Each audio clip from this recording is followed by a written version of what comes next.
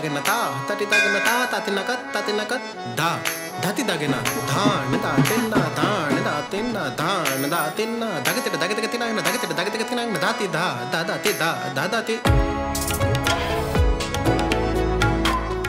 దేశానికి స్వాతంత్ర్యం వచ్చిన తరువాతి నుండే అయోధ్య రామమందిరం వివాదం మొదలైంది. దశాబ్దాల తరువాత ఇప్పుడు రామమందిర నిర్మాణం జరుగుతోంది.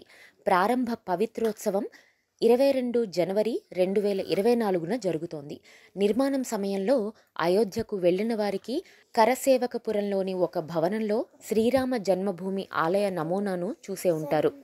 సోషల్ మీడియాలో కూడా ఆలయ నమూనా విస్తృతంగా ప్రచారం జరిగింది. ఇప్పుడు ప్రారంభం కాబోతున్న శ్రీరామ జన్మభూమి ఆలయ నమూనా ఎలా తయారు చేయబడిందో చూద్దాం.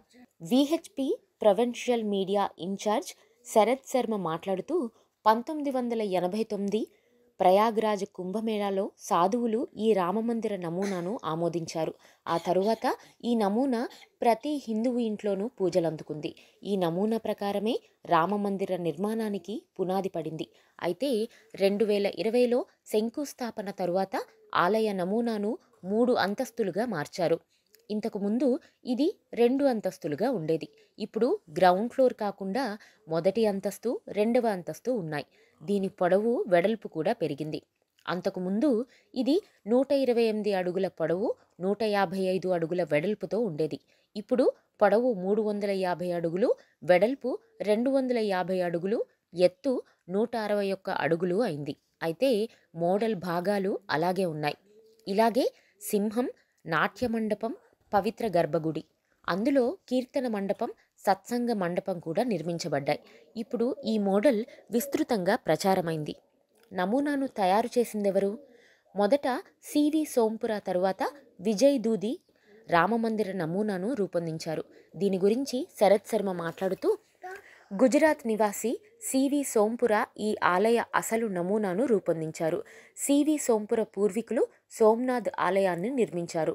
సివి సోంపుర ఈ మోడల్ను చెక్కతో తయారు చేశారు. ఈ మోడల్ను వర్క్షాప్లో ఉంచారు. జైపూర్ నివాసి విజయ్ దూదీకి తాజ్మహల్, ఇతర కళాఖండాలను తయారు చేసినట్లే ఎవరైనా రామమందిర నమూనాను ఎందుకు తయారు చేయకూడదనే ఆలోచన వచ్చింది. దీంతో ఆయన 2000 సంవత్సరంలో ఆలయ నమూనాను తయారు చేయడం ప్రారంభించాడు.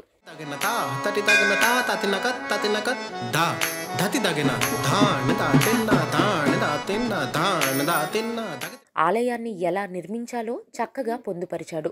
ఆయన రూపొందించిన నమూనాలో ప్రతి స్తంభంలోనూ దేవతామూర్తుల చిత్రాలు చెక్కబడి ఉంటాయి. ఈ మోడల్ తయారీలో థర్మకోల్, మార్బుల్ డస్ట్ను ఉపయోగించారు. 2002 నుండి కరసేవకపురంలో మోడల్ లోపలి భాగం 51,000 చిన్న బల్బులను ఉపయోగించి చెక్కబడింది. విశ్వ హిందూ పరిషత్ ప్రధాన కార్యదర్శి గిరిరాజ్ కిషోర్ జైపూర్ వెళ్ళినప్పుడు ఆ నమూనాను చూసి ప్రయాగ్రాజ్కు తీసుకొచ్చారు. ఈ ఆలయ నమూనా 2001లో ప్రయాగ్రాజ్లోని కుంభమేళాలో ఉంచారు. ఆ సమయంలో రామమందిర నమూనాను చూసేందుకు సందర్శకులు విపరీతంగా వచ్చారు. కుంభమేళా ముగిసిన తరువాత 2002లో కరసేవకపురంలోని ఓ భవనానికి ఈ నమూనాను తీసుకొచ్చారు. అప్పటి నుండి ఈ ఆలయ నమూనా ఇక్కడే ఉంది. ఆలయాన్ని నిర్మిస్తున్న అదే నమూనా ఆధారంగా శ్రీరాముని ఆలయాన్ని మార్కెట్లో విక్రయిస్తున్నారు. శ్రీరామ జన్మభూమి ఆలయ నమూనాను బాబా హజారీదాస్ నిర్వహిస్తున్నారు. భక్తులకు శ్రీరామమందిర నమూనా దర్శనం అయ్యేలా చూస్తున్నారు. బాబా హజారీదాస్ 1990లో అయోధ్యకు వచ్చారు. తరువాత ఇక్కడే ఉండిపోయాడు.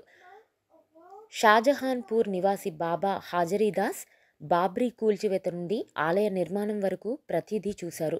1992లో బాబ్రీ మసీదు కూల్చివేత సమయంలో గాయపడ్డారు. ఆ తరువాత కొన్నేళ్లుగా భక్తులకు శ్రీరామమందిరం నమూనా దర్శనాన్ని కల్పిస్తున్నారు.